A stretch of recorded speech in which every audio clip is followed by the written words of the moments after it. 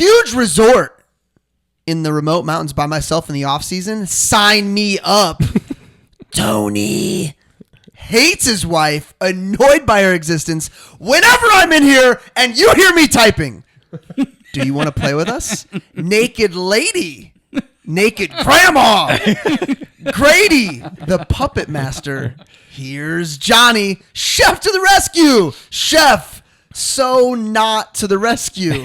Snow tracks, snow cat, frozen Jack. Nice.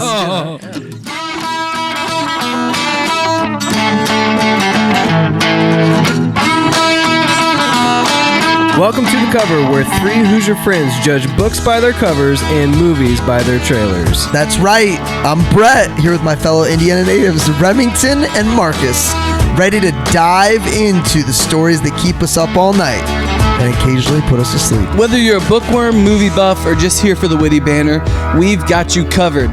Each week, we'll dissect a different book or movie, sharing fun facts, hot takes, and moments that make Marcus cry. Spoiler alert, we're not experts, but we're definitely opinionated. From literary masterpieces to blockbuster flops, nothing is safe from our snarky reviews and wild tangents. Who knew Hoosiers could be this entertaining? So grab your popcorn and reading glasses because we're about to embark on a hilarious journey through the pages and screens that shape our lives. Or at least our weekends. You're listening to The Cover. Let's get the show on the road before one of our kids wakes up.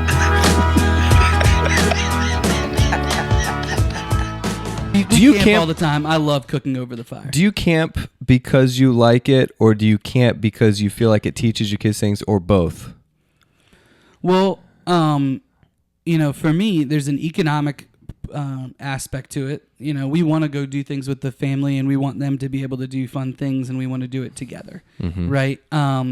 Well, going to these different parks and stuff like that with a family of 8, and then having all the different ranges and ages is like A, expensive, B, stressful. I freaking hate waiting in lines, all of that stuff. Yeah, 8 times anything is a lot. Yeah, I just saw that the price for like a one-day pass for Disney World is over $200, and I was like, times 8, I am $2,000 in walking into the door. Yes.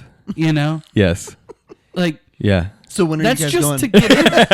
I'm not going. I have never been, and I'm not going. Never been to Disney World. So that's one part. One other thing that I've really realized is that with food, we just grocery shop beforehand. Yeah. And then, so it doesn't really cost me extra for food. The campsites are cheap. It's not really. Do you guys have refrigerator in the camper? Mm-hmm. Yeah. So before and the a freezer days, and a microwave. I was shocked when I found out that you did that. That you bought the glamping situation camp. Because oh really? Yeah, because you historically have been a man's man. Like, I push my mower. I don't have a self-propelled mower. You know. So when you got that, I was like, oh, okay. I guess Marcus is either maturing or giving up. No. I've always grown up with a camper. Yeah. I just.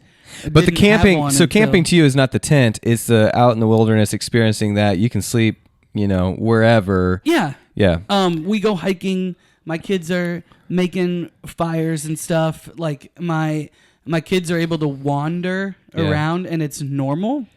Sure. We've talked a little bit about this book that Brett and I are reading, This Anxious Generation. He talks about camping as a great place because it's normal for the kids to wander around versus like your neighborhood. If your 6-year-old is just walking around, it's kind of weird, or somebody might call CPS or something.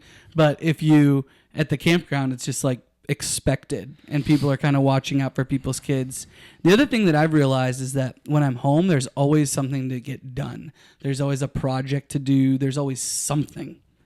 But when I'm camping, I usually don't have much internet. I can't really even barely text sometimes with people. And so my phone just stays away. And if the kids say, hey, can we do this? Or can we play that game? Or can we do this? I'm like, yeah, let's do it. It's also how you end up starting 2 people on accident who are out for the week in fantasy football. It could happen. It's happened. It has happened. I've gotten to the point where I'll look ahead of time and I will the safest option. I will text our commissioner and I will say, hey, I'm going to call you on Sunday morning, and we're going to talk through this, and you're going to make the substitutions for me if I need to. What are friends for? What are friends for? I don't know. I'm glad you walked me through that though, because I've seriously considered recently getting either an RV or a fifth wheel or a Dude, you guys should do it, and you should like come a pop camping up. with us. Like a pop up would be. Oh yeah, but I just taking a tour, East Coast or going far. Yeah. Because it is. I mean, even if you have the money, it's really hard to just. So like, I get on this trolley. Like, it's hard for me to spend money on literally anything if I don't believe I should be charged it. Like so this cabin, we get there and it was like $500 for 2 nights, 600 with all the fees and stuff. And I was like, that's good for the size of this. And we had a lot of land and it was great. We get there and there's bed bugs all over where the girls' rooms are, and it's like they're hitting the girls in the face. It's not like we can just. I mean, there's like 20 of them when we get there. Probably over the course we killed like 40 of them. I mean, it was insane. So I text them. I'm like, hey, can you fix these bed bugs? And they respond with, how many people do you have? And I was like, 6. They're like, the listing only says 2. We're supposed to charge you $30 extra per person per night. Yeah. And so at first, now I'm livid because your response to the bed bug issue, or not bed bugs, sorry, stink bugs. Your response to the stink bug issue This is a much different story. Still gross, but much different story. Yeah, now. Stink bugs are less of a problem. I'm sorry, not bed bugs, but stink bugs. Yeah. So, because I was like, wait, so you still had the girls sleep in that room? Interesting choice. No, so then we had them sleep, downstairs. Yeah. But like, I don't know. And so finally, I beat them up, and I was like, listen. How about you take care of the bed bugs and we don't get charged for this because we wouldn't have booked this place had I known it was $30 more per person per night when we have, 5 and 8-year-old girls. The whole purpose of the $30 charge is like if they have like a party and they have a bunch of people. Like I own these. Like I know what this. Right. So I was not happy. I was not pleased, but we got it figured out. And that's bad people management to respond. It was. I really do love though. It's the same thing with advertising, man. You have someone who owes you money, and the first thing, like you call and say, "Hey, your card, we need to get a new card," and their first response is, "We're not getting anything out of this." Yeah. Oh my gosh, blows my mind. I'm sorry, that's not why I called. We can have a separate call for that, but you owe us money. Yeah. Oh, that's why your card declined. Yeah. Oh yeah. It was interesting that I don't even know how you get there. Well, how many people are there? What is? Well, so that's where I was like, okay, did you know there was a problem up there because no one sleeps up there if there's only 2? That's when I really got ticked. I was like, did you know? Yeah.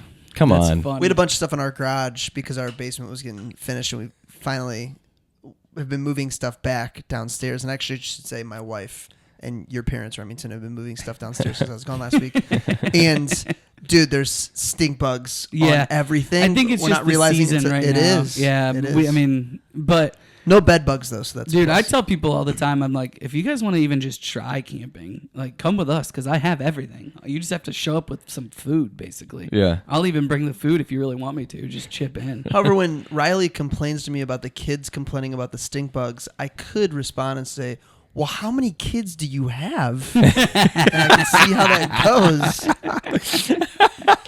I'd say, well, we'll just keep things the same and we'll act like you have appropriate amount of children. That's funny. I gotta come up with my 9 words.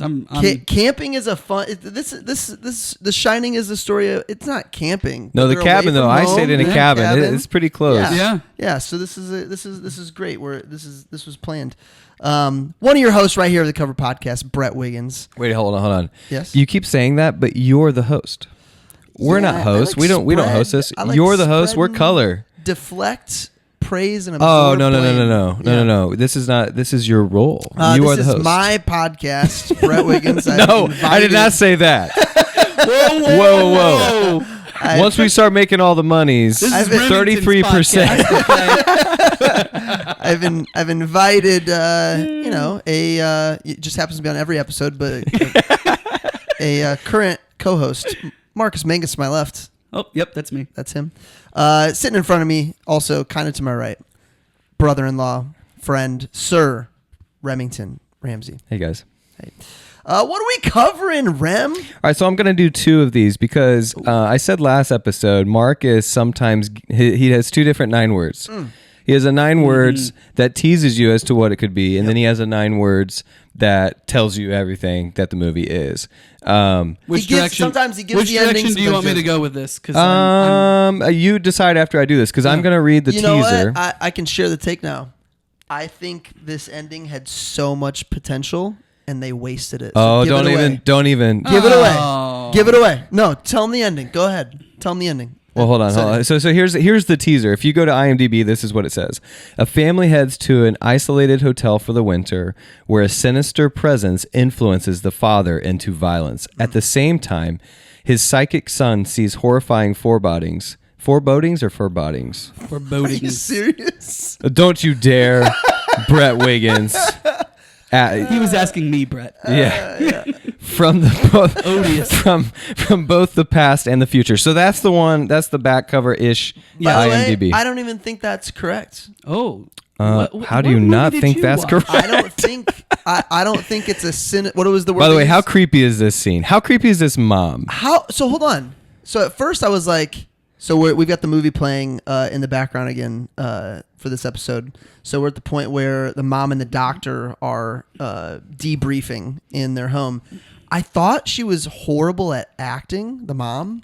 Oh, really? And I think she is not great at acting, and she gets better and better throughout the movie. And they also want her to be like a very awkward, annoying human at the same time. Well, so if you really want me to give you like the take, so Yeah. Stanley Kubrick is the director, and you can tell like there's certain movies that are known for the lead actors. There's certain movies that are known for the directors. There's certain movies that are known for both. This is definitely one that's known for both. And he berated her on set on purpose. It wasn't clear if they made it like he made it to motivate her how yeah, she was gonna... they isolated her. They did all the things to basically force method acting on her, so that she would be distraught in the later scenes. And then to Marcus's point, they film it out of order, so it's possible they filmed all that, and then they get here, and she's just like emotionally like, this is her, this is who she is, and I don't know. I just thought it was eerie. Eerie is a very good word. The reason I disagreed with the back cover was it said sinister presence that forced him into whatever. Yeah. It wasn't. I mean, I don't want to give away the ending. What was it? But Well, eventually we're going to give away the ending. yeah, I mean, we can just jump right in. This is a spoiler it's him. podcast. So It's him. So here's that was my biggest note from this whole thing. Stephen King. So if you do any research on this movie, I've heard Stephen King does not like the movie. he does not. I Stephen King. intentionally did no research on this. Okay, movie. so let me fill you in. Stephen King wrote this book. It's one of his bestsellers of all time, maybe the bestseller of all time. And he wrote it and was not happy at all with the adaptation that Stanley Kubrick did. And Stanley Kubrick is like, at this point, very well-known director and super successful.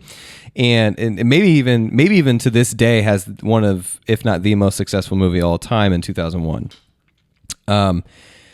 So that being said, he didn't like one major factor that kept reoccurring when they were fighting about the adaptation, which was casting Jack Nicholson. Oh.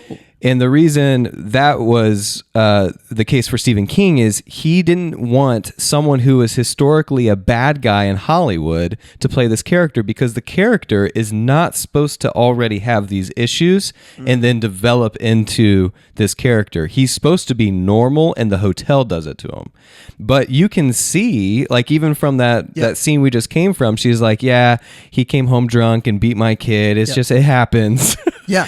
No, that doesn't Could happen. happen to anybody. Yeah. So, and you can even see, like, they're driving. Look at his eyebrows right now. Like, he's got the devil in him. Weird quirks. He's got the devil in him before, and that was my big issue with the movie, is that it was scary, and we're gonna get into that. By the way, we're watching right now when they're talking about the Donner Party. Yes. And I thought that Isn't was that awesome. crazy? I thought that was crazy. which is coming up in a few episodes. Yeah. So anyway, after I read that, I went back and I had been like trying to figure out why when we were watching this there was just something missing for me. I was like, it's almost scary. Like it's almost scary, but they're missing like the scenes are going a little too long. The music isn't quite like they miss the frightening aspects. They don't leave it. They leave it. I don't know. It just interesting. I actually much prefer this to the typical like slasher scary movie. Oh, totally. I don't need a bunch of death. I love how it was very scary eerie. and eerie. Yes. And like it just keeps you on edge. Definitely kept you guessing. It keeps you on edge the whole time. Right. And there's things that honestly just don't make sense. And I think that Kubrick is completely fine with that. Yeah. Because it's supposed to be adds insane. To it. It's supposed to be insane. And the music choices, my goodness. I mean, just wonderful. You can see why Stephen King was upset about it, though, because if Jack Nicholson's the Joker and all these other bad characters, you know He's not that the Joker yet. This is 1980. But that's that's who he is. He's constantly the bad King guy. was like, it's about the He wasn't hotel. bad he wasn't a bad and Kubrick guy was really like, in Chinatown. it's about Jack. It was about Jack being predictably a bad guy, and then even in those early Jack's scenes, face is just kind of creepy. It is.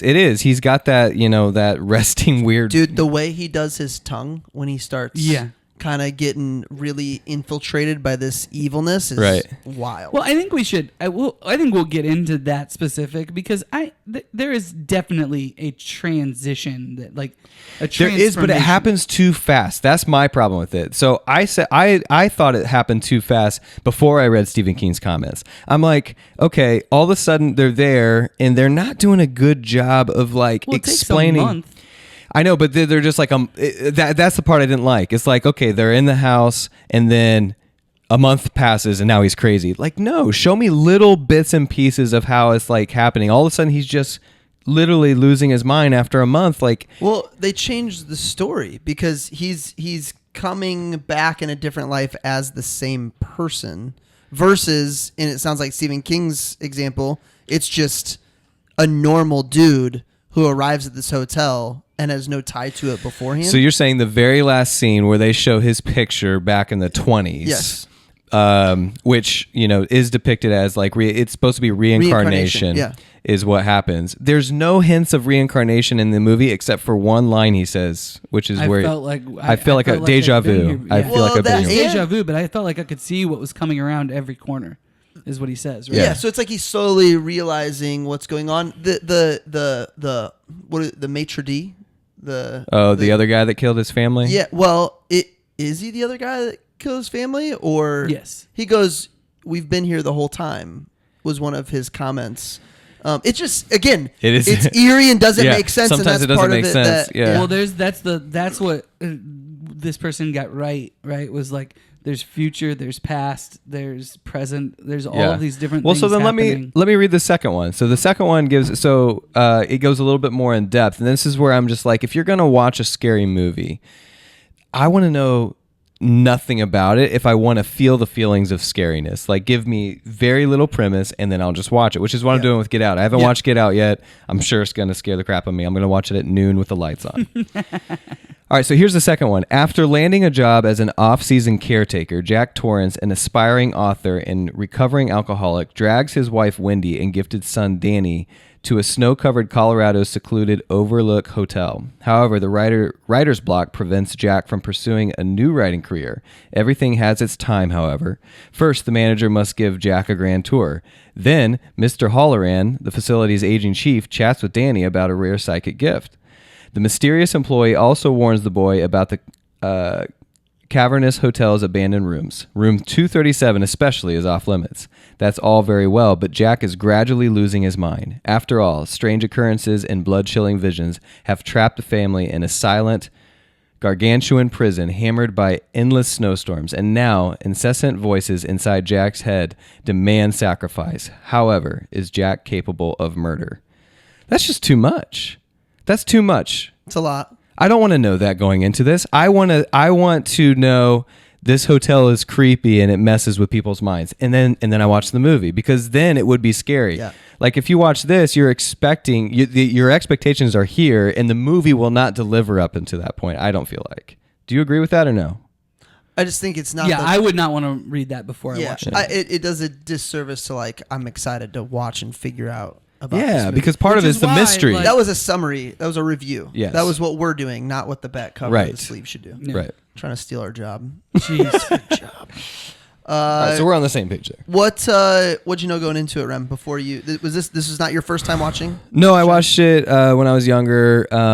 I don't remember what I knew going into it, just that it was supposed to be one of the most eerie. So there's a difference between horror and scary films. Like some of them are scary, some of them are Yeah, not. I think they would probably put this in the horror genre Yeah. broadly, but to me, it's very different. Yeah, I mean, if you watch Stanley Kubrick's other big works, which is Clockwork Orange, 2001: Space Odyssey, there is definite Full Metal Jacket. Full Metal Jacket. Ooh. He has very specific styling in how he does it, and so it is eerie. Like if you watch 2001: A Space Odyssey, you don't realize until the very end of the movie, it's actually about AI. It's about AI. Have you seen it? It's about AI taking over, but you don't know that until the very end. And once that happens, it has the same eeriness that The Shining does. It's just not blood and gore. He messes really well with like timelines, cameras. Yeah, you can totally see music. Tarantino like ripped off Kubrick more than any other director I've seen. I would say not ripped off. Like Influenced. Tarantino, yeah, it's like anytime Tarantino does stuff in films, he's seen them, he's studied them. Yeah. It's an ode to. Yeah, it's those a directors. influence. Hearing Tarantino talk about making movies makes you realize how much you don't know about making movies. He's Right. just on another level Oh, with yeah. that type of stuff. Marcus, first time watching it? It was. It yeah. was. I knew the. Well, it's funny because this is another one of those kind of like Casablanca for me, where I think I thought that I'd seen it, you know, just because I've seen multiple scenes. I knew the general plot, but there were some. I started watching it and I was like, oh man, I've never seen this movie. It's just fascinating that I would in my head think, oh yeah, I've seen that, and I was like, nope, I've never seen this movie before. So I'll talk about later just some of the things that I didn't even realize were from this movie that are, but I thought it was great. All right, so here's another good. So they're taking the tour with Mr. Holloway, whatever his name is. Yeah. Let's call him the black Chef. dude that's also psychic, and he It has goes. the shine. He goes, yeah, he has the shine. And so he starts talking to Danny he knows what Danny's thinking.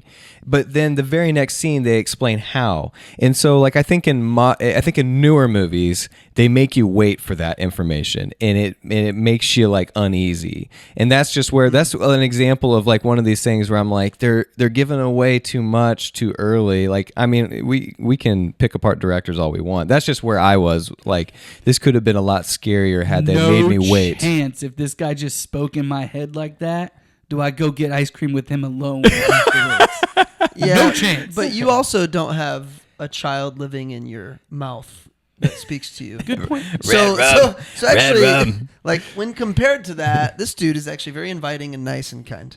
Yeah, I definitely, I'll get to my notes, but I definitely had like I love the chef. Oh, I'm nervous about the chef. Oh, I like the chef again. That was a very. I feel like that's every character in this. Like you're just not sure. Yeah, well, you think you're sure, then you're not sure. Then you like the GM of the hotel. I thought he was evil. Yeah. I was Totally. convinced he was evil. But Totally. I don't know. Nothing happened. I don't know. What I knew going into it. Okay, so another good example of how that's a missed opportunity. If they would have brought him back later, it'd be like, wait, is this guy evil? But then no, it wasn't. It was just that's where I'm like, man. If they had a couple elements to tease you and make you think it's not just Jack turning evil, it would have been better. Definitely I many think we're gonna have opportunities. some good conversations. It makes you wonder too how much was there because I feel like this was a longer movie for the time. I don't know. Like I think the acceptance of movies being 2+ hours now is like that's not a big deal. But I feel like for a long time it was like movies had to be a certain amount of time or less. So did you guys watch this with your wives? Yes. No. I was on a Oh, you were on a next to plane. an You were on a 8-year-old. plane. Yeah. So I sat down with Kels to watch this movie. I convinced her to watch it. It's not a typical movie she would watch. And Not many blood squirts, more of like blood baths. Yeah. So Literally. that makes it different. Literally. Yeah. So we're the intro is that, drone footage, but they didn't have drones. I thought that was super impressive how they were able to Airplane film all probably, that. right? Yeah. I mean, you have to basically figure out how to keep a camera still on an airplane back in the 80s. I mean, that's super impressive. But it's a really long intro, much like old movies are. And she's got all these snacks and she's smacking and just talking and just and drinking fast. And I'm like, are you okay? And she goes, yeah, I'm pretty nervous. so that just like song- motor mouth, like the entire, are you going to talk the whole movie? That song at the beginning, Yeah. I had no idea until I rewatched it again last night just to make sure I was ready to go for this. And on Amazon, I turned it on, and then Jessica wanted to come and watch the movie with me, so I pause it. And on Amazon, it'll tell you like who the actors are, what the song is, or whatever. The song at the beginning is called, it's called like Chorus of Leningrad or something. And of course, Leningrad is where in World War II they had this massive siege where people were stuck there together. And it's also referenced in the Donner book of people, having to resort to cannibalism and all kinds of things. They go crazy. 1.5 million people in Leningrad die, right?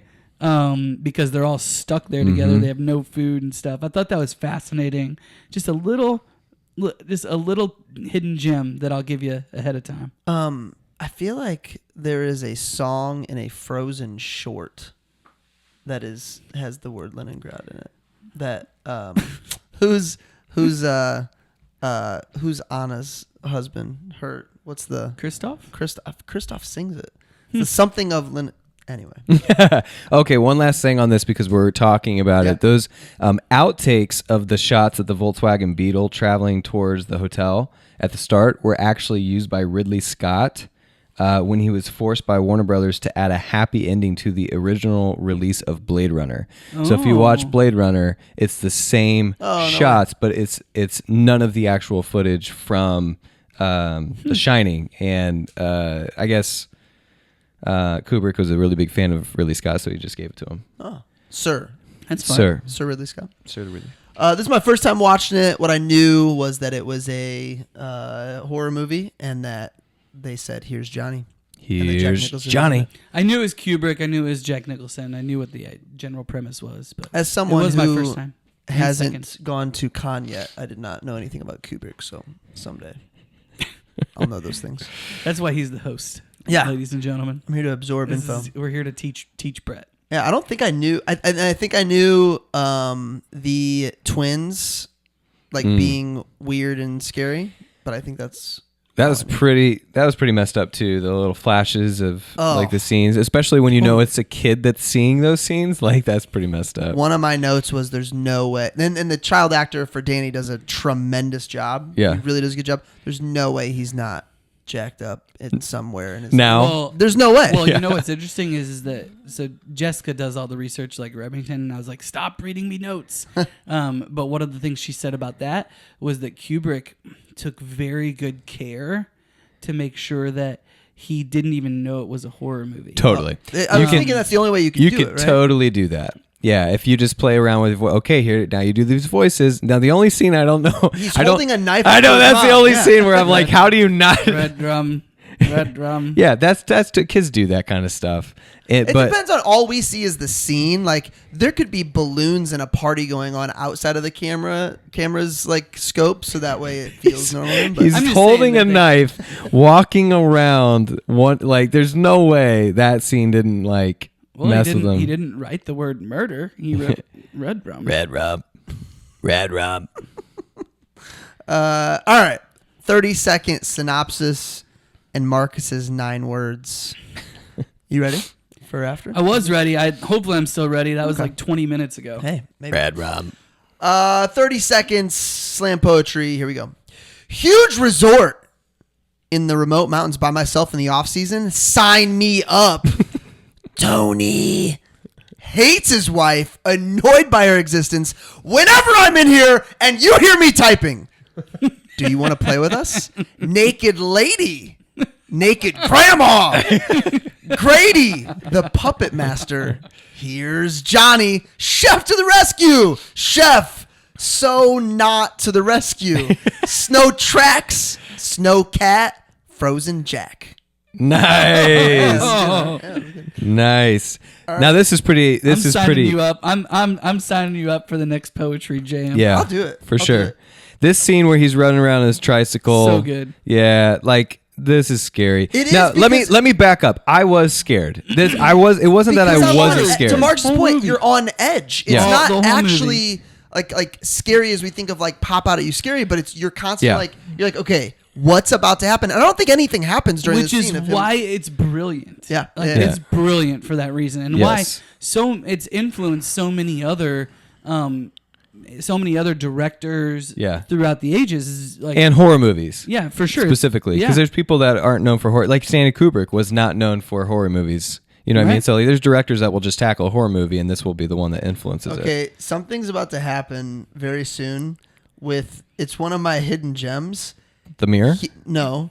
Well, this is interesting. I'm always impressed when they figure out camera angles of like using a mirror and then they arrive from a different angle you weren't expecting, which was this scene. But Jack, when she gives him this eggs and bacon, Yeah. he is, again, to your point of him being kind of creepy and weird the whole time and getting more and more, he dips the bacon in his egg yeah, like 45 times Yeah. in a 30-second In clip. the egg, He just Yeah. keeps he's just dipping it. He's just dipping Oh, it while he's talking. interesting. And maybe that's because they're like, dude, okay, so bad news. So why does he look at his tongue in the mirror It, from a There's mile someone away? with his tongue the whole time. there is. And maybe it's like they're like, hey, Jack, just so you know, we did not bring enough bacon. You can't eat this. No way. Until we're done. No way. No. It may No way. be. No, because the amount of notes that I took, the amount of trivia notes around how anal Stanley Kubrick was, how many would've been scenes they shot is absurd. Like people don't Dude, like here it is. working with Look, him. No, he yeah, just people keeps don't. dipping. He just keeps you know, going. What's funny is that they'll cut in just a second, and then he's on the opposite side. Oh, it's in the what- egg yolk. Yeah. Yeah. Okay. Yeah. I was picturing scrambled eggs, and I was like, I don't He understand. look at him. Look how he's doing it. Freaking psycho murderer. We should have known it already. Look at him. Just You know look what at- though? and then She look could at have her. also been a psycho murderer. Just Yeah. Yeah. Your point about how Stanley treated her to put her in. yeah. method And acting- it wasn't just Oh, Marcus, yes. Yeah, it just totally flips. Movie magic. it wasn't her. Look Why at is him just dip. what is I it? love that they just don't care. They just flip it and they're like, yeah, it doesn't matter. What do you mean? What do you mean? He was just, He was on, just the other side of the bed. and she. I No, think he's not. They're shooting it in the mirror. They shoot the mirror. This is dead on. That's what I'm trying to I explain. think they to already you. flipped. No. No. they shot the They mirror? shot it through the mirror, and then they switched to this. Okay, that's fair. Yeah. Just dipping bacon. That would make sense. Yeah. Okay, and they Nine- do that a couple other times too. 9 words. 9 words. Family stays in isolated hotel. Then dad goes crazy. Nice. Good save. I know. I just meant for a second there. I was like, "Oh, this is the one that got him. This is the one that got him." What's funny is because it was so long ago, you're either thinking right now that was a great save, or dang it, the one I had, I can't remember. It was really. No, it was in Oh, the hey, neighborhood. boys, we're episode 21. Hey, We done did it. you are listening to a top 1% of all podcasts. Top in the one history percenters, baby. of podcasts. What are we doing We on made our? it. Do you remember what we're doing on 21st? We're unveiling Patreon. Well, Oh. is it ready? It will be by the time this comes out. Yeah, this is how Rem does things. Yeah, this is how it Okay. rolls. Forces We it announce upon it himself. and then we figure it out. Yeah. Okay. Yeah. Opportunities to have a sneak peeks, have some special access. Yeah, what is Patreon? Patreon is basically like you are a bigger fan than the person that I just sent this to listen to. You listen to these episodes. You want to see more behind the scenes. You want to see pictures and videos and maybe even some hot takes that we don't put on the show. Or you had a couple good ideas about Yeah, we had an idea from trailers. a fan about covering trailers, like some movie trailers for stuff that's coming out. Yes. So we can do those things as well. So yeah, we're top 9 lists, stuff we'll like make sure that. we get you the links. Yeah. It'll be great. I'm sure I think Remington will take care of it. think it'll be enjoyable. Remington's VA will take care of it. It's gonna be great.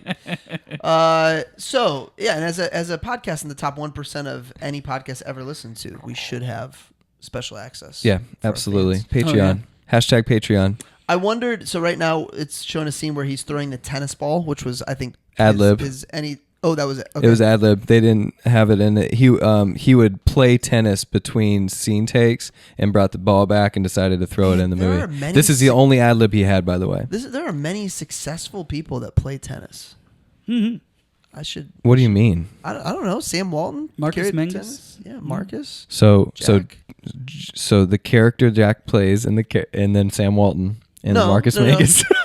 you said Jack Nicholson. Okay. Yeah, You're right. But the tennis ball, I kept wondering like how many lights and candles did they break?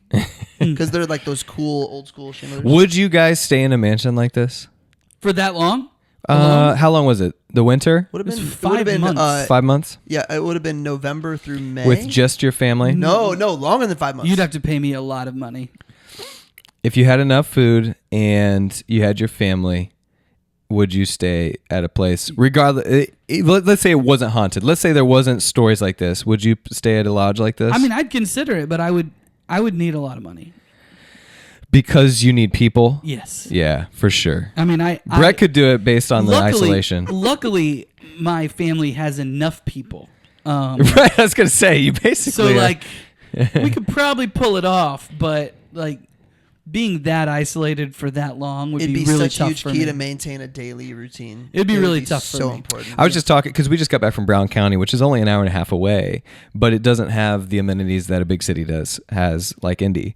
And we were talking through what could we live without, and I was like, why does a big city so special? It literally has everything. I mean, Indy has everything. It's You so can, easy. I mean, you have specialists for any type of ailment, doctors, those kinds of things. You have any restaurant you can choose from. Like, it literally has everything except for the landscape that Brown County has.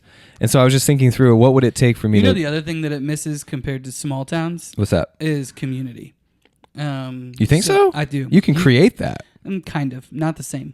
It's not the same. You don't think so? No. I mean, when I walk into your church, which I don't attend, Yeah. I feel like it's a small community. Yeah, well, churches, the school that we attend, like there's different communities, but the community that I grew up in, you would see the same people all the time. You see the same people at church, you'd see the same people at school, you'd see the same people at all the sporting events, you'd see the same people at the store, you'd see the same people at the restaurants.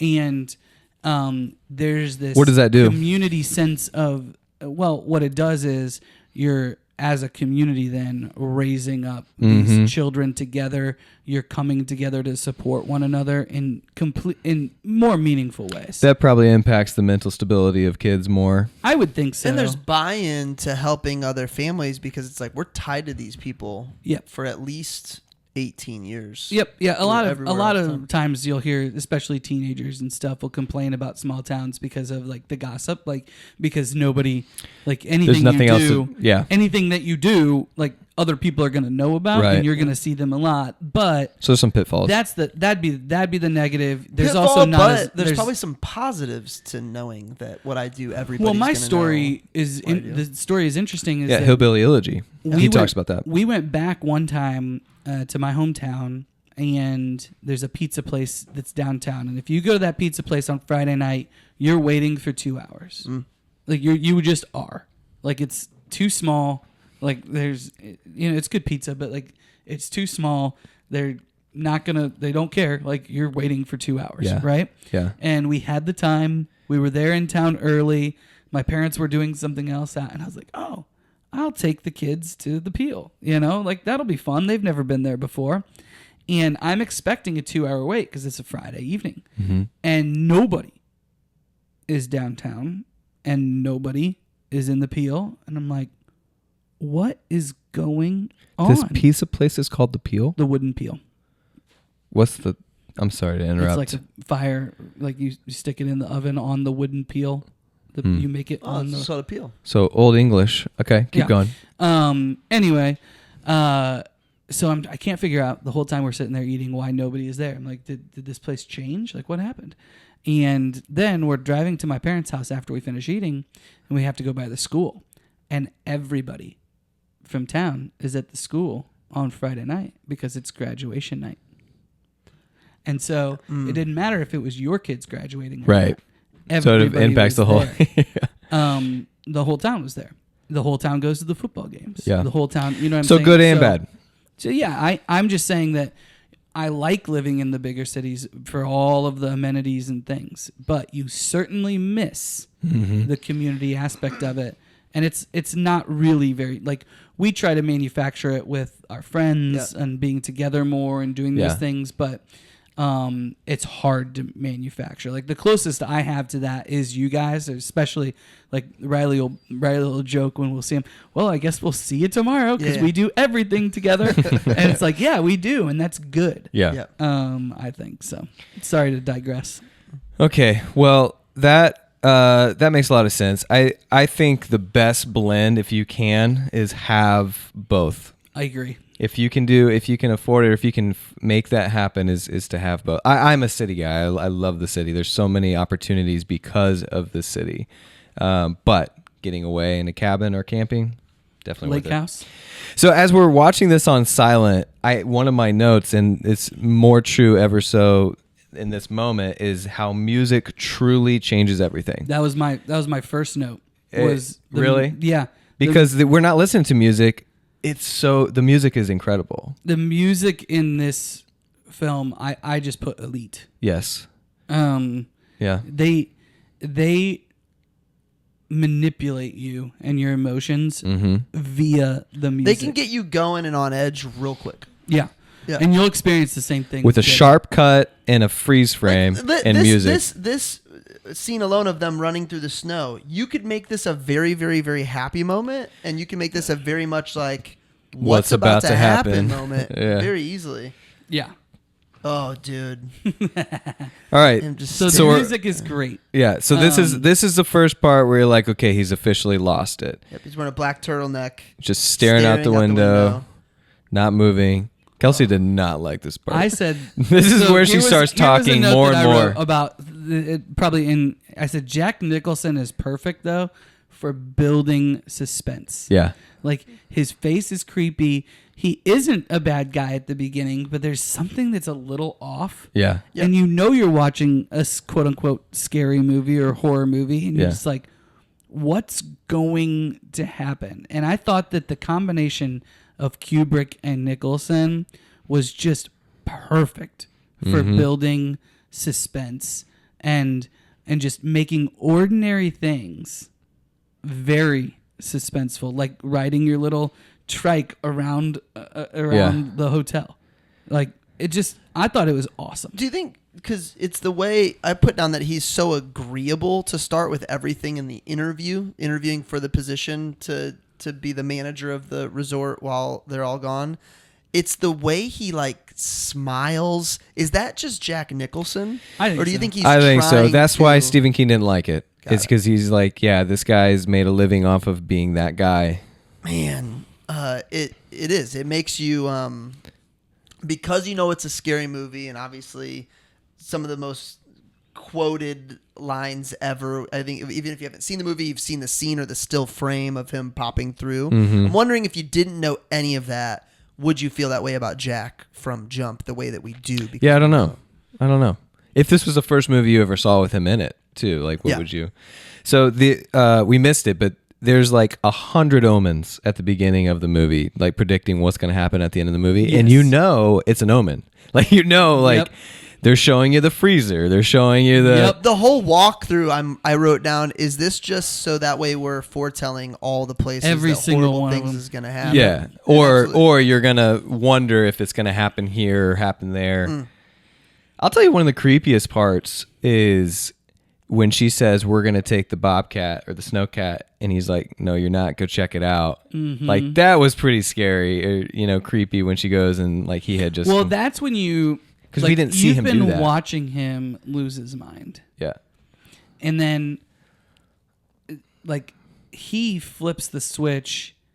She goes in and sees all of the all work and no play makes Jack a dull boy. She sees that. She's got the bat. She's got the bat, right? And she takes him down there, puts him in the walk-in, and then he just starts laughing at her like, oh, yeah, you're not leaving. Yeah. You can't call those guys. And you knew that he took out, you knew that he made it so they couldn't call the Rangers. But you just start to realize the level at which he's completely gone in that sequence of, you know, 5 cuts or whatever. It's pretty cool. So tell me how that scene is not movie magic, by the way. I mean, it's where he gets out of the cupboard. I mean, he's talking to the other guy on the other side, and he's like, listen, unless you're going to follow through and kill your family like I did, I'm not letting you out of here. He's like, I got it. I got this. Well, these I don't know if they're ghosts or people or whatever. More than just Jack and Danny see them, the wife ends up seeing them as well. Correct. So the place, dude, yeah. That's the thing is that, so you call it, the movie and the book are called The Shining, and I think that Chef Holloway or whatever gets at this. He says that some places, just like people, shine. And so this entire place Got it. Yeah. can go there and can change things. And so So it's not movie magic. I think that you can do a lot of things if If that's the place case. itself Yeah. can shine, Has ghosts, quote yeah. unquote. And I don't know if that's a ghost. Like I was trying to figure out, is that a ghost? That dialogue Is it- between is him it and the people? waiter, who ends up being the That restroom? scene is incredible. It is. It is, because he's like he's not letting on that he is a vision. He's not letting on that he's the guy that killed his family. He's like, what are you talking about? Like, I'm just a you're waiter. talking about the one that's in the bathroom. Well, before he gets to the bathroom, I and he was talking spills. about the bar scene where you see bartender? him start to go, like, this is when this is before what we just talked about. Mm-hmm. But that bar scene is just magnificent. where he's talking to the where he goes in and he talks to the bartender. First time. Yep, the first time Yep. where he has the drinks yes. and Yeah. I mean, if you want to know how great of an actor Jack Nicholson is, like, you could just show people that scene. Well, Yeah. him walking down the hall on the way there, even You can see him like he's- trying to shake off. He's slowly morphing, like he's like mad at himself, but he hasn't completely accepted who he's about to turn into. He had just had that dream where he killed Yep. killed them. Yeah. Like, he's fighting it off. But he's walking his then way he to starts where. to make the decision though. Yeah. You know, and then all of the sudden, as soon as that happens, he is able to kind of unlock, you know, the secrets to this place, Right. because the place has him. Right, He so- never wants to leave this place. It's almost like he's trapped there forever. You know, It gave me when kind of like hell, well, like Yeah. your own personal hell. it gave me Hotel California, the song vibes. Tell for me sure. about it. That is your song. It is a great karaoke go to. Yeah, everyone thinks this is lighthearted song, but what's it about? You can check out, but you can never leave. And the guy literally says, like, in the bathroom, that scene, he's like, we've always been here. We're always here. Do you think they're reliving this year, this time over and over and Yeah. over and over again? Is that what's Yeah, happening? I mean that's what I didn't actually know or figure out until the final scene where they show the picture of him in the 20s. Yeah. Where it's like, So and there was a part where the guy walks. There's a waiter. Well, I guess they're all wearing tuxedos, but a guy walks up with a drink to the wife at one point and kind of cheers her, and he's all bloody. Is it? yeah. Did everybody die? So that's to Marcus's point where the plate, because I was like, okay, what is going on where she can see these people now? She Yeah. can see this because she's not psychic and she's not crazy. So why can she see this I guy? think the place can choose who it reveals and what. Yeah, and That's how the place shines. that's true. That part makes sense. And how messed up was the furry part? Did not see that really coming. weird. The two dudes. Did not see it coming. Which, by the way, Weird. Kubrick and Tarantino Which- do that crap where they'll just throw a weird. No. I think that's what made Grady go crazy is he got discovered. he got discovered like that. They're showing the scene where he got found out. That was Grady. That was Grady. And that's so. Oh. You didn't catch that? No. So that was Grady. He gets discovered that he's this creep that he gets walked in on, and that's when he goes crazy and kills his family. So here's what's interesting is that scene where they're walking through the second time he goes in and there's people in the bar, and Grady spills the thing on him, and he's like, wait, I know you. You're Grady. And he's like, he's like, for the entire scene, he's like playing it off. And then when they get in the bathroom, he finally says something and he snaps and he's like, all right, listen. I am Grady. You're screwing this up. Yeah. Like that was eerie. That was like your responsibility whoa. to keep everybody here. Yeah, Basically. yeah. When he switches, I'm like, whoa. So during that scene, he talks about, hey, we've got a force working against us. Talking about the chef, Holloway. Is that his name? Yeah, who's not even in the city. So but he calls the Rangers. He calls the Rangers from Miami. No. He flies. Yeah, from Miami. It was Danny. He wasn't talking about him because he said. Well, no, Danny. Remember was sitting there like shaking and like convulsing. Yep. He was trying to talk to. This is actually Holloway, and he was talking to him. Yeah. So they had those scenes back to back. I didn't actually catch it the first time I watched it, but last night I was like, oh, Danny was actually telling Holloway like, we've got a problem here. Yeah. I'm gonna be murdered. Yeah. You know, like I'm like we've got a big problem. Holloway then is the sitting more there we talk about this movie, the more I'm like, this movie was brilliant. in his hotel it's one of those you just room, keep thinking about. He's sitting there in his hotel or in his apartment, right? He's sitting there in his apartment with the naked. What was up with pictures? What was it, dude? Honestly, like if you want to know my take on that, I just feel like that was a little racist, where they're just like. I'm sorry. The one black dude, we're just going to make him look like he's just this. I don't know. By the way, talking about racist, they drop the N-word very casually. Yeah. So is that like so Grady tells Jack that Danny is calling Holloway. Yep. Because the place also knows when those kinds of transmissions are happening. Yep. So it's nuts. But why? But why did they? Was that planting the seed that hey, this is in? I think it was actually 1902. I feel like is the year that I saw. Oh, really? 1920s. 1921. Yeah, it was 1921 on the July frame. 4th, 1921. Is this planting a seed to how long ago these people actually existed? Because of the N-word?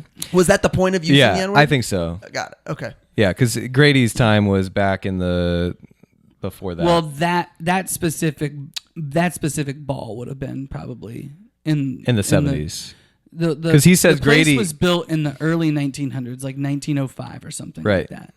And but Grady killed his family in like 10 years before. Yeah, and this was 1980. I'm assuming it was present day. Yeah. Got it. Okay. Yeah, I wondered about that, how it was received, but why they needed to include it. By the way, they just showed this take where the ball rolls up to him. Yeah. I have a note on how many times it took an absurd amount of times. I'll look it up for them to get it. For them to get the ball perfect, and that's what This is again a note where they're like, people stopped enjoying working for Kubrick because they're like, we got it 100 times, and you wanted it to be perfect, but we think we got it perfect. Yep. Even Jack Nicholson got annoyed. So we're not going to skip over this because we almost did. In between, this was after the first scene at the bar, and then before the second scene, before he communicates with Chef, bathtub. So that's that I don't. That's one of those. That scene alone, though, like it makes me like wary to like recommend this movie. Yeah. I mean, seriously, like it was like, an uncomfortable amount of time. Try watching it while shielding an 8-year-old on a plane. It's egregious. Like, it's surreal. It's a lot of words. It's messed up. So clearly the Grady shows that this whole place is rooting for Jack to accomplish whatever this goal is with this family. Yeah. What I made a note of are these ghosts here to have revenge on Jack after the bathtub. So what's interesting is I'm not sure, but Jessica was like, well, I get that it's like a naked woman, but would he just go up and just like start making out with her? And I actually wondered maybe they had like a past relationship. I thought it was like his original wife that he killed or something. And then the second take was how old she was when she had just been decrepit. Like she'd been there forever. It was also her. I didn't catch that. That very well. It was definitely her. I don't know that that's like a. I think it's her. Yeah, she's like, just decayed. It's her when she was there, and then where she would be now. Oh, that's an interesting take. Because they're playing with time through this whole thing. Right. It's confusing. But I think my guess is that there was already some sort of relationship there. Yeah. Yeah, so you're adding 60 years if it's present day. So they keep talking, like they give you all of these little moments that it's obvious that Jack has been there before. Mm-hmm. Like they keep weaving it through, and I think that's one of them. It is interesting, like we're seeing now the scene where he has the nightmare and he's like really upset that he kills people. But it's an interesting timing because the 4 or 5 scenes leading up to that, he's just kind of embraced being crazy. Well, do you know you're going crazy though? No, I don't know. no, you don't. It's a split personality situation. But it is like a little redeeming here where it's like, oh, he really doesn't want this. I don't think he did. Yeah, I thought that. Yeah, I guess I would disagree slightly with, like, that's what you were saying earlier, that he's just creepy the whole time or bad the whole time or whatever. Like I felt like I saw the transformation. Yeah, I just thought, so Stephen King's the one that said people aren't going to see him ever being good. They're going to see a bad guy getting worse. I get that. I'm the one saying I wish I would have seen a little bit more of what made him go crazy. Because they're not explaining what makes him go crazy. I think the notes I put is he regrets marrying this woman. He's so annoyed by her. Everything she does and not says. until the scene where she interrupts you can him. Sense it early.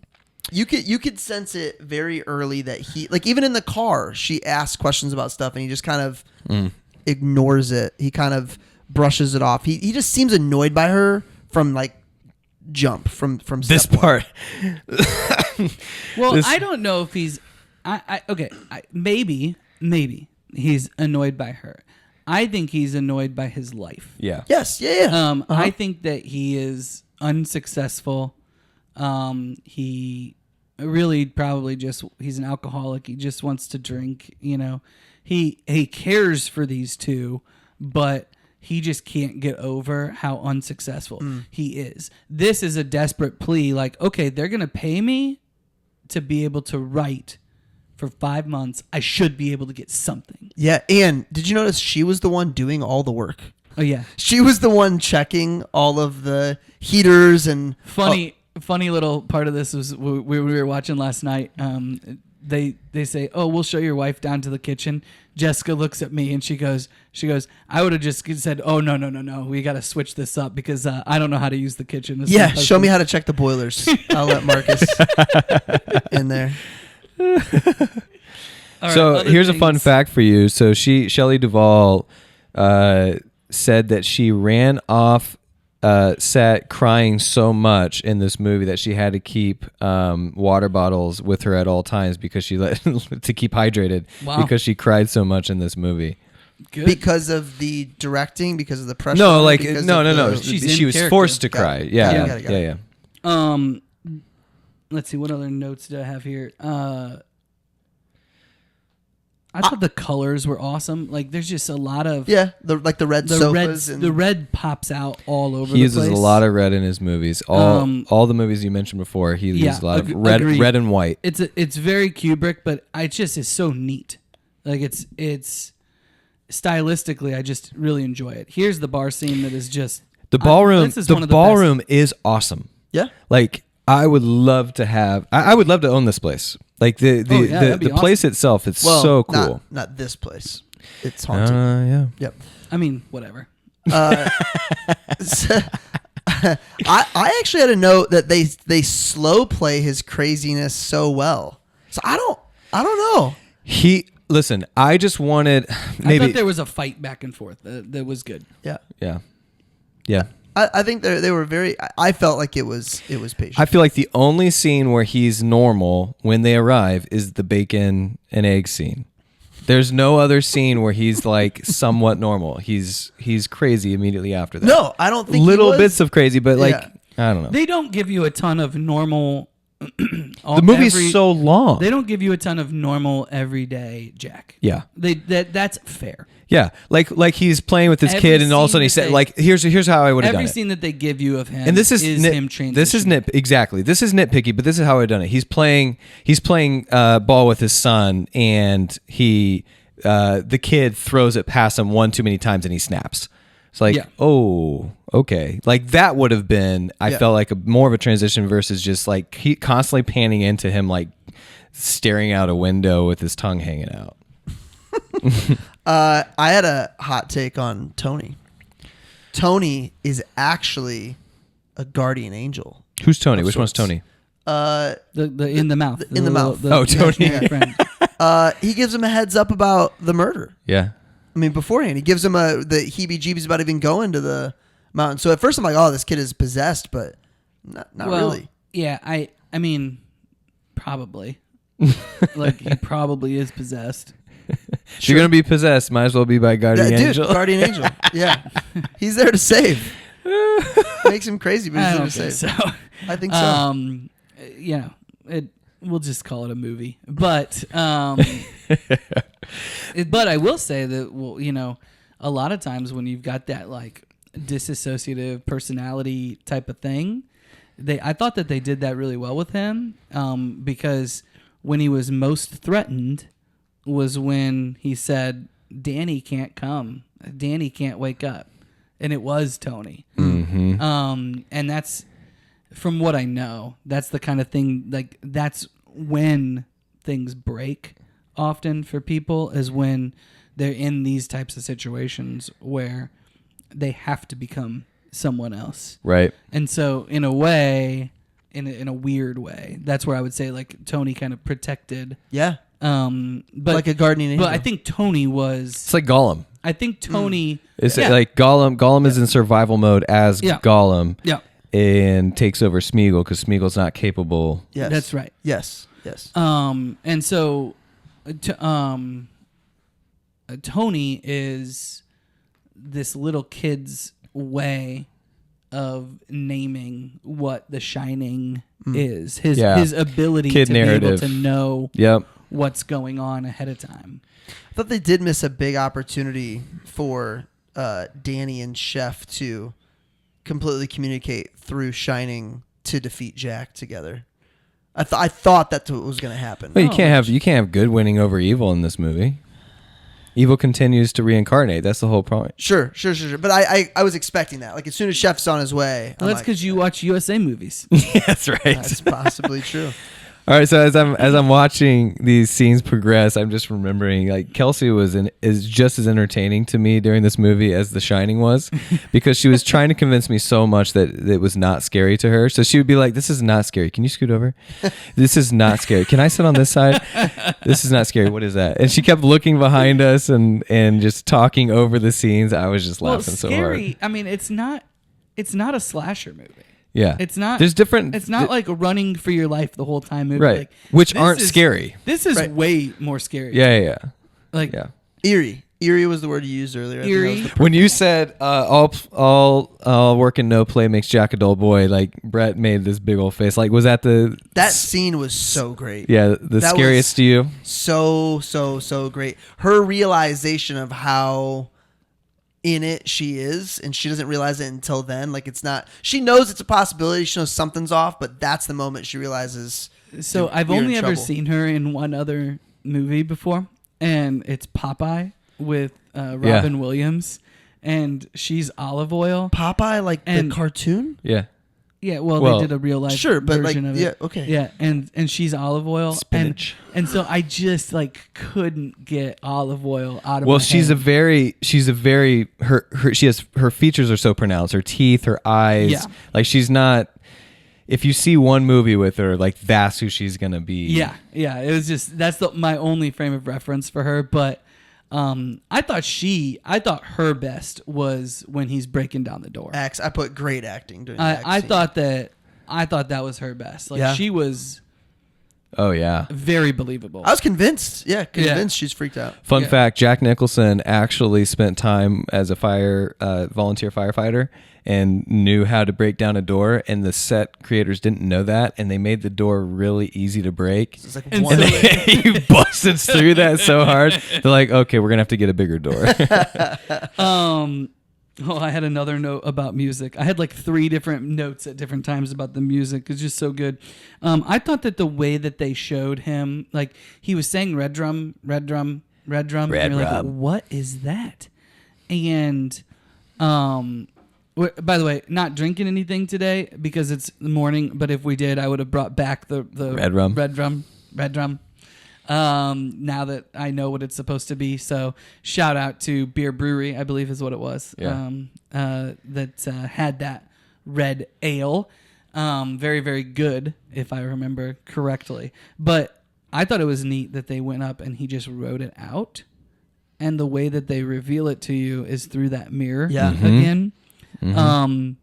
So cool. Mirrors are supposed to, as I understand it, the mirrors are supposed to show multiple personalities, a different side to a character. There's always a meaning. Well, in good directing, I guess, there's always a meaning or there's a a reason they're doing reason that. for the mirror. Yeah. So, and I think that's the way of protecting the kid too. Not just Kubrick, but Tony, right? He hasn't put together, like he knows that there's going to be something that's going to be bad. And You like, think You think Tony? you think Kubrick specifically had to write it backwards so that the kid I've wouldn't know never- it spells murder? I was saying not Kubrick, but I was saying gotcha. I was trying to distinguish the two. If that was something that they did for the kid, then kudos. Brilliant. But you're saying Tony is protecting Danny. yeah, by like Love that take. You're Like I said, you he's a know guardian something's angel. gonna happen, but your 6-year-old brain doesn't have murder as one of the things that it can even think of. And so you're like, red drum, like Dude, it's love that. interesting. Yeah, love that take. So to bring a whole thing home on like Stephen King and Kubrick's like fight, he actually had to sign some sort of injunction saying he wouldn't trash the movie anymore because it just became such a battle in the press. Oh wow. So Stephen King Stephen King didn't like Jack Nicholson. I already said that. He wanted John Voight to be cast as the character because in the novel John Voight would have a more pure spirit, and then you would see like a pure man go completely bonkers, and that's what Stephen King wanted. I mean, Voight could have done it, but man, I got two Jack Nicholson is pretty special in this movie. two characters that, so not based on Stephen King, but Kubrick considered 2 other people. I'll give you a For quick Jack's guess. character? Yeah, for Jack's character. Give it to me. Who do you think? 1980. Back in the day. One that was considered for Johnny Depp's character in Pirates of the Caribbean. Remember that? Travolta? De Niro. De Niro. De Niro. Yeah, De Niro makes sense. De Niro was He one. was considered for every movie. He was, and in he his was in a movie very similar, like Taxi Driver. He was pretty much that same character. Exactly. Yeah, he's done that before. Hide and Seek. The other one is interesting. Robin Williams. Isn't So I actually could see Robin Williams doing this well. Robin he's Williams adaptable. would He be can get really weird. interesting. Yeah. I think that Robin Williams would have been fine in this. Yeah. But this is a great performance. We're all actively trying not to look at the screen. I right now. know.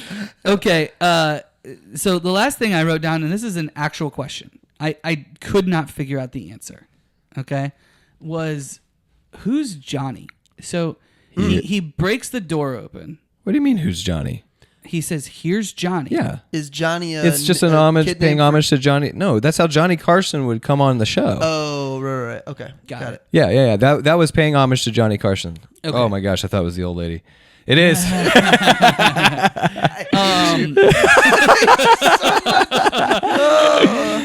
Johnny Carson, that makes sense. I did not put the two together. I've not watched a lot of Johnny Carson. No, Johnny Carson was huge at the time. That's how he came on stage. I was trying to figure out, is Johnny an all other persona? No. Like has somebody now taken over Jack? No, that's but what I was trying to figure out. The Here's Johnny is a way less deep and probably the best take. Well, so here's the interesting thing. When he first arrives, the caretaker or the owner, the GM, says there's this guy named Grady that killed his family 10 years ago. Then at the end of the movie, we see the picture of Jack Nicholson, a person that looks just like Jack Nicholson's character from the 20s. And so that's where I was like, how many people kill people at this place? Like, it's not just a reincarnation of the same person. Correct. Unless Grady... the only way to stay, I think, is to die there, right? Or otherwise you got to come back. Well, because there was somebody else that wasn't Jack, wasn't Grady, wasn't a part of any of their families. That's all bloody and cheerses the wife. So, yeah. I got the impression that you needed to die there to be able to stay there. So the dialogue with Grady in the bathroom is basically him saying, in order for you to fulfill your purpose, you got to kill everyone because otherwise they're going to leave and we want everyone to stay. Yeah. Interesting. That's what I think. You mentioned Hotel California. House, right? So Grady there is the vehicle for the, what's it, the Overlook. So you mentioned Hotel California. It seemed like you know the history behind that song. Like what? No, just the lyrics are very similar to a place where you get there, you're ready to have fun. All these people are having a blast. You're drinking, singing, dancing, and then all of a sudden you start to notice some things like, something's a little off about this place, and you get kind of creeped out, and then you want to leave, and it's like, you can check out, but you can never leave. So what's the point of the song? No, there is no point to the song. So I actually happen to know this because living in a small town, growing up in a small town, our choir director wanted to do this song as a part of one of our concerts, and a bunch of parents got mad because of the meaning of the song. Because of their perceived meaning of the song. So what is the perceived meaning? I don't really remember. I don't know the song well enough to be able to. But what I know is that it's supposed to be about hell. When we looked it up, I would say hell, purgatory, something like that. But when we looked it up, they were basically like, "Nah, man, it's just a song." Like, and then you end up but basically, the captain's all excited, welcomes them in, but then also will not let them leave. It's like, all right, now you're here. It doesn't seem like just a song. It seems like they're trying to say something. I'm just saying that. At the time when we looked, I could see either way. I could see that, or some PR person for the band said, "Hey, you need to just say it." Was like, "Hey, it's just a song." So we were just high and it sounded cool, you know. I don't know. I was thinking to myself, "This could be heaven, or this could be hell." Is purgatory. One of the lyrics? Yeah, I think. You think you're stuck? So in very purgatory? similar to the resort being stuck there, but not knowing you're going to be stuck there. Yeah, you're excited for your stay. Dude, I did not read this fun fact. But Marcus, what you said, this is pretty interesting. Danny Lloyd grew up to be a professor of biology at a community college in Elizabethtown, Kentucky. Reportedly, he has threatened to remove or even fail students who question him about the film, as he has very little memory of filming it and wasn't even aware it was a horror film. Wow. Yeah. What? Wow. So it's a bad memory for him. Yeah. So I think they did like a sequel or something to The Shining at one point in time. With him? Or with his character? He participated. Yeah, so it's his character. Yeah. Having to save somebody or something like that. I'm surprised they didn't make him a bad guy. Well, the actor that played Danny is an extra in that movie, in that other second movie. I was like, Jessica, stop reading these. This is Remington's job. I need to find out on the podcast. That's crazy. Yeah, that's all I have for the... My final thing from what made me think, I just felt like the ending, I was disappointed by it's like you literally flash and he's frozen in the sand. Yeah. What went into that? Was there something it just felt like there was something missing in the middle there. That's what capped off my feeling of, man, they got away, but you could have had one more surge of them almost not getting away. Like... and it just kind of faded off into like pretty easy on the audience, and I didn't want it to be easy on me. I kind of liked that they didn't have to kill him though. That's fine. I didn't need them. I didn't think they were ever going to kill him. I didn't get the sense either he kills them or they kill him, right? or they get away which is the way it was. Like, I didn't get the take that she was capable, even when she's in that room and she probably could have stabbed him through the door. Yeah. Like, they're just trying to get away. Or maybe him going back in and so they're like, close. so did you do it? And he's like, they got away. And then they take it on. It's something. Yeah. I just felt like it was weak. That it was a weekend. specific shot, it gets used all the time. It I is. didn't know what it was from. I had no idea idea it was from this movie. Yeah. Oh, in memes. Yeah. Yeah, I thought it was Joker or something. I didn't know what it was from, but it gets used a lot, especially here in Indiana during the winter time. Yeah. I think at the time of the filming in the 80s, Kubrick probably thought, this is going to be epic. We're going to freeze frame this, and it's just going to be so shocking on a big screen. And that's what it was. Yeah. I thought it was cool. Cool. Or they ran out of time filming at night. It was the last day to shoot, and they're like, well, we're going to make this next one a daytime scene. Possible. Yeah. I mean, I don't know. I didn't have a very big problem with that. Also, Chef does end up saving the day because he brings the snowcat. He does. So True. And I mean, power chess move play by Danny reusing his tracks to confuse Jack. Yeah, that that was something that I said last night to Jessica. Is like, no chance do I have a 6-year-old that is smart enough to do that, dude. So, but thinking about it, like if it's fight or flight, life or death, your adrenaline's pumping. Like I gotta think if there's ever a chance that a 6-year-old thinks about something like that, that's it. Not to like they would have been running, but they wouldn't have thought to backtrack on their specific tracks in the snow. I mean, good for Danny, but a little Smart little kid. movie magic. Okay. I know a lot about 6-year-olds. Okay.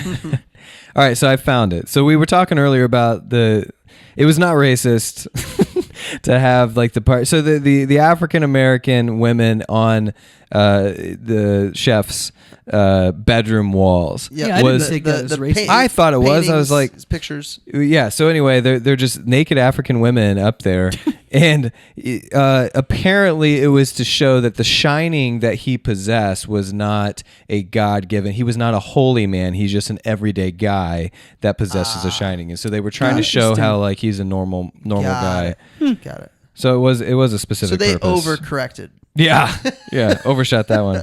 Well, also like some of these directors will throw stuff in there like that To make you it's shocking. Like it's just like boom. Like, did you guys watch Oppenheimer? Yeah. It's kind of the same thing, man. It's like A certain boom, shock factor. She's very naked. Yeah. Like that wasn't necessary. I like I said, that's the only thing that would make me hesitant to like recommend this to people. But if they know it ahead of time and want to watch it, that's fine. Because it is a very good film. Yeah. It's great. Quotes. Here's Johnny. Number 68 movie quote all time. Wow. By the American Film Institute. Wow. 68. And I'm pretty sure that was ad-libbed. I'm sorry. There was 2 parts. That was ad-libbed. It probably was ad-libbed, yeah. Especially now that I'm thinking about it as Johnny Carson, you know, that makes sense. How about at the very beginning? Yeah, this site was chosen for its seclusion and scenic beauty. You know, so I wrote down a bunch of stuff as we went. And as I was watching it the very first time, a bunch of quotes. And so a lot of these are like very suspense building and telling. But this site was chosen for its seclusion and scenic beauty. Seclusion, huh? Interesting. I don't want to talk about Tony anymore. Yeah. When was that? That was early. Early moms asking her, maybe the doctors asking him about Tony. Yeah. And then all of a sudden, clearly Tony's like, Yeah. hey. So they're sitting there, the doctor's asking her these questions, and then there's no accountability. She's just like, okay, I'm getting out of here. That was it. The doctor is like, it's I have some notes normal. about that stuff in Hidden Gems for sure. All right. She's like, it's normal, nothing for you to worry about. And then, yeah, she digs deeper, and then it's like, oh, okay, well, we'll leave. So did you say this? I'm sorry. Did you say you can rest assured that's not going to happen with me? Oh no. That was that wasn't with him. That wasn't with Danny. That was with Jack, where he's sitting there being interviewed, and he's like, "Oh, well, you can rest assured that's not going to happen with me." And you're like, "Well, okay, now I know what's going to happen." That whole back and forth with him, the walk through everything, to Rem's point, had many omens where it was like, okay, they're foretelling this entire movie within the first 6, 7, 8 minutes. There was another. So we talked about the N-word. We talked about Chef's apartment. There was another comment that Jack makes to the bartender. I can't remember if it's before the bar is full or after. And he goes about his wife, the sperm bank. Yeah, well, that too. But then he goes, "White man's burden, Lloyd. I couldn't White man's figure burden." that out. I googled it. I could not find. I couldn't figure out what he meant. I like if it was the alcoholism or what. Like I couldn't figure out what he meant by that. I couldn't figure out either. If it was like a because he's from the 1920s. If it was more of like a nowadays we would say like first world problems. Yeah. If it was like that or that could might be. be. That's probably closest. because it was right when he was talking about his wife. Like, Yeah. how you doing? Yeah. Yeah. Having trouble with the old sperm bank. I was like, jeez.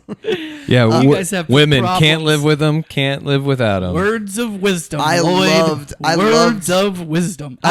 That's my favorite. Words scene in of this wisdom. You did like. Yeah, that why'd you bar like scene. it so much? I just thought it was incredible acting. I just Like him being drunk and stupid? Just getting you think it was riffing? Was you said No. nothing else was ad libbed? I don't think he was riffing there, but well, he may have a little bit, but I just thought that it's so difficult for these actors when they get a long scene like that to carry it all by themselves, and he's got the waiter to play off of slightly. Yep. But you're just watching him go from he doesn't realize he's crazy to okay, I'm just going to embrace this. Mm-hmm. And that's the transition. It's that scene. It's a pretty long scene. And I just thought it was brilliant. Yeah. Another quote during that scene, it was the second when the bar's full. He says, "I'm the kind of man that likes to know who's buying their drinks, Lloyd." Yeah.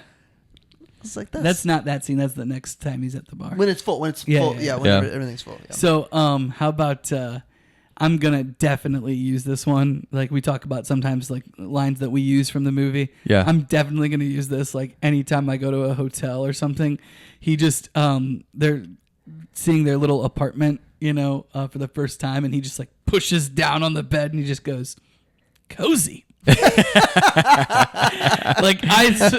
you guys just see me going into the bedroom and just pushing down on it and just saying, He's so cozy. weird. He's creepy. So guys, look at this. This is the bathroom scene. So look. You can see, look how he's looking at him. Look how Grady's looking at him now, where he's like a mentor. He's in charge now. It's his world. But if you look at like the body posturing and the lines from up until that point when he's like cleaning off of him, he's basically like he's the servant. He's a servant. He's like playing He's the playing part, the part. and he's. It's so interesting, like the different. I thought Grady's character and the way he acted was so impressive with like his body language and the way he delivered his lines. It was almost like, hey, we're all playing our parts.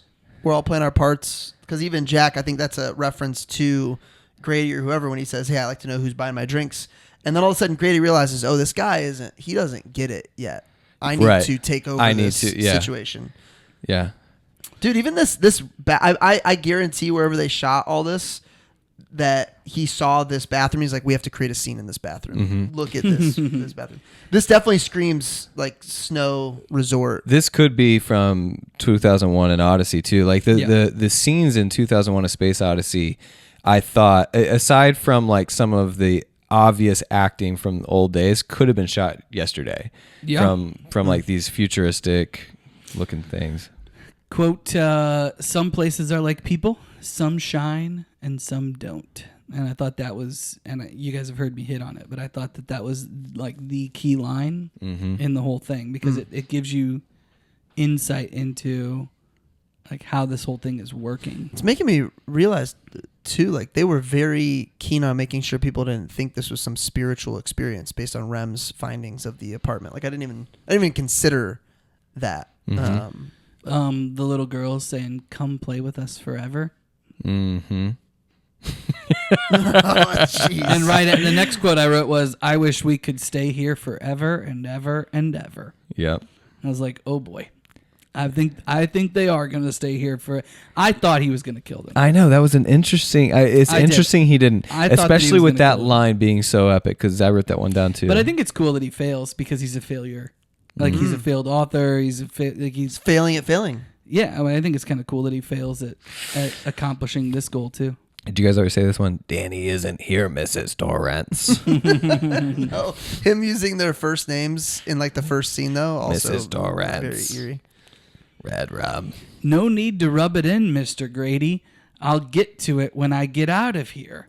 When he's stuck in there and Mr. Grady's telling him that he failed. Did you notice when they peeled back to it too? He had eaten a bunch and opened a bunch of like chip bags, Peanut butter like or something. Peanut butter. Yeah. That's definitely what I would have eaten if I was stuck in there. I gotta have something to drink back there though too. Oh, I'm sure they had juice boxes. Juice boxes. Quotes? More quotes? Probably some Tang. Nope, that's my last quote. So I mean, we used all the quotes throughout. Hidden gems.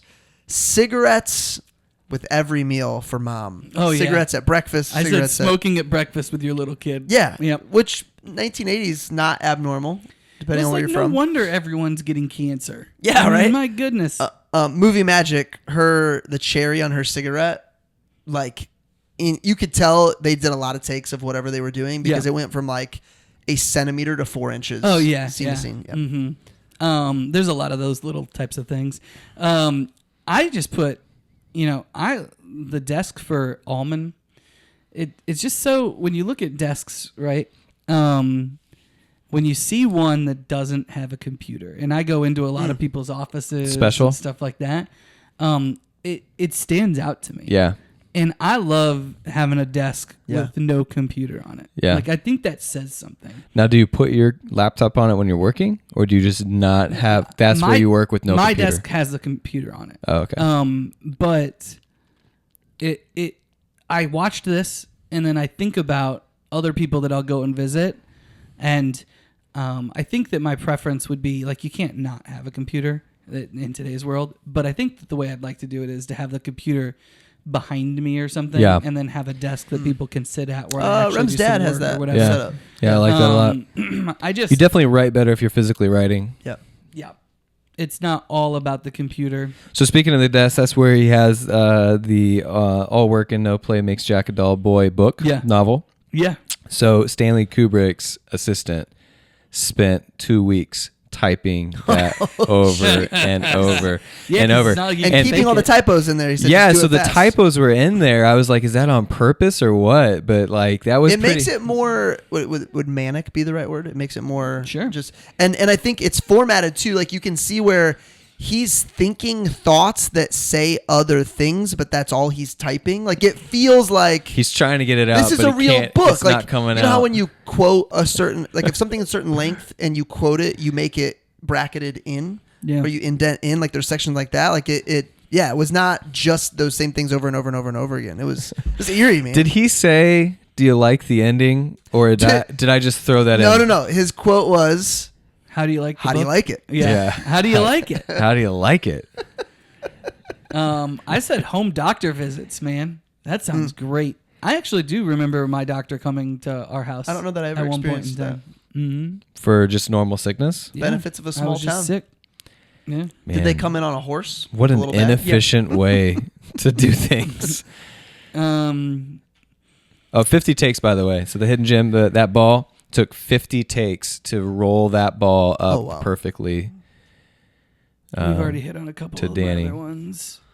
I love the spit dripping from his mouth after the nightmare. Mhm. There were lots of little things like that with Kubrick. That and any of was these a hidden guys, gem for but sure. I just thought that was awesome.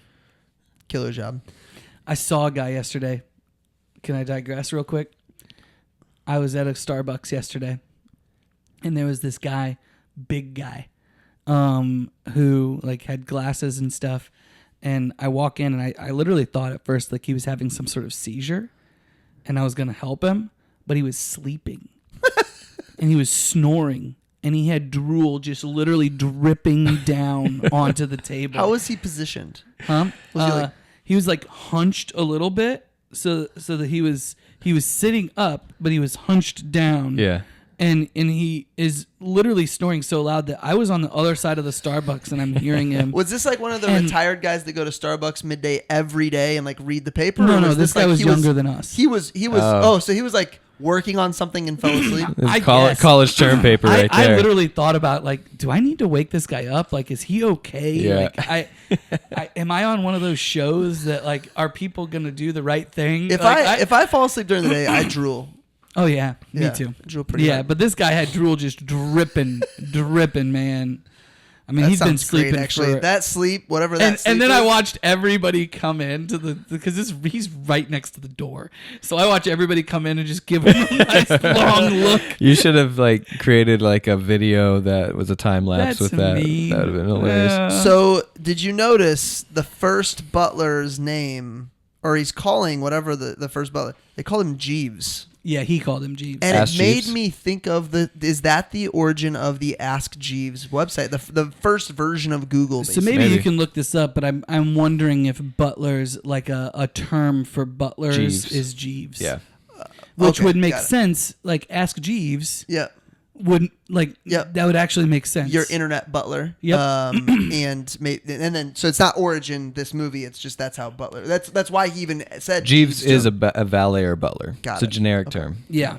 Yeah. So there you go. You learn something new every day. The only I other wonder if it's ever like. I wonder if like if you call the valet that now, if they would take that as like a derogatory thing. the valet or a butler. Seeing said as valet almost or every butler. valet I meet is 17 years old, they would probably just not know. what Thanks, I was talking Jeeves. about. Like, what's up, Jeeves? Did he call me Chief? Don't call me Chief. No, I said Jeeves. All right, last hidden gem. So in the book, the hedge animals come alive. And I don't know if this is just like in Jack's head or something like that. But the hedge animals come alive, and okay. Kubrick, due to the restrictions in special effects, Yeah. maybe even budget, probably Dude, the way that they If they would have tried to do that, it would have looked really bad. the way that probably, too. they cartoony.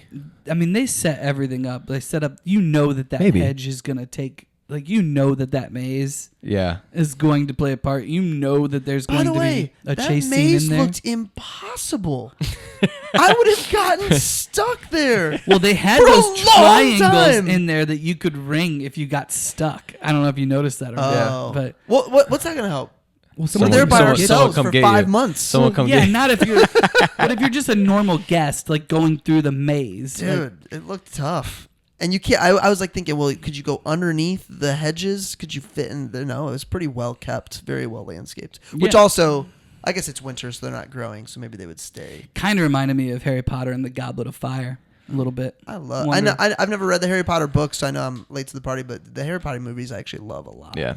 They're doing that's- a miniseries. That's what I heard. Really? HBO. Yeah. They're- Spin-off for They're any considering- character? I'm hoping that they do a season for every year. Yeah, that would be Because- smart. That's what because they should do. That's That'd what be they awesome. should have done from Because like, it's so much it info. wasn't really a thing, but if they do a season for every year, What's his name? Cillian Murphy? they're gonna be able to. They're gonna be able to really potentially do it right. Yeah. Yeah, for sure. He's they're trying to get him for Voldemort, the guy from That makes sense. Yeah, I can he's- see What's that. he from? Peaky Peaky Blinders, Blinders and Dark Knight. Oppenheimer. Oppenheimer, Yes. Yeah, He's good. Should we rate sure. ratings? I give it an 8. 7 for the reasons I explained. But although I honestly like the thing about these books and movies that we're doing is if we think about them and talk about them for weeks and years to come, it's hard not to rate it rating's fine. high. Yeah.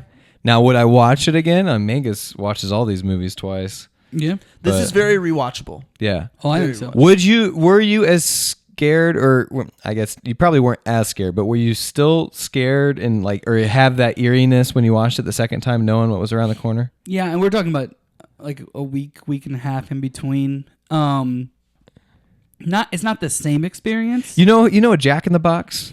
Like you're doing it, you know it's coming, but it still Yeah. startles you. Yeah. Yeah, it's not the same experience, but it's still enjoyable. Yeah. And it still screws with your emotions, in meaningful ways. So I am really glad that we switched it up and we watched this one first and Get Out next, because we're gonna be able to connect a lot of things. Really? Yeah, you can tell Because you think the director was influenced by you this? could tell that Peele is directed or is influenced by this movie for sure. That's cool. I'd give it a 8.2. I really liked it. I think if it wasn't for the nude stuff, I might go higher, but it makes a difference. I considered a 7. But I have a lot of respect for even the little things that I didn't like. Like I didn't like some of the wife's acting, but even before Remington shared, I was like, oh, that really progressed. It's clear to me why this movie is. It's interesting you didn't like her acting. Such esteem. Like yeah, it's very well done, very good movie. Yeah. Like I thought that Kubrick and Nicholson were magical together. It wasn't what I expected.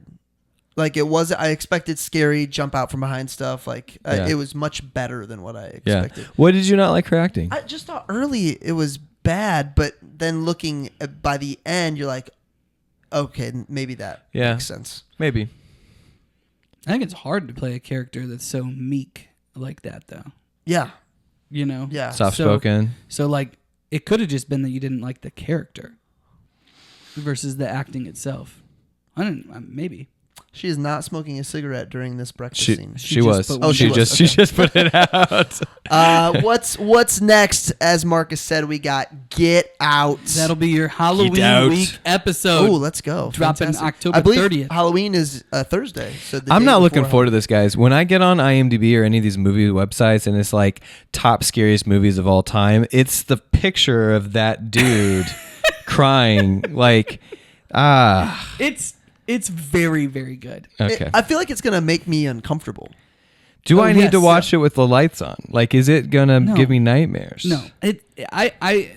It's a lot like this movie. Well, this movie could definitely give you nightmares. The Donner book gave me more nightmares than either of these two. The Donner family. Oh, yeah, that's what's also coming up. In Different Stars Above. Daniel James Brown. We did have, I did get a call from a listener who said that he listened to, on vacation, the Indifferent Stars Above. Knowing it was coming. And he was like, dude, you guys have got to talk about how many similarities there were between the concentration camps and their psychology. And I was like, well, yeah, of course we're going to do that. But if I remember it's correctly, pretty cool. Was this Benjamin from Pendleton, it was. Indiana? Yep. Yeah. Mm-hmm. Listen all over.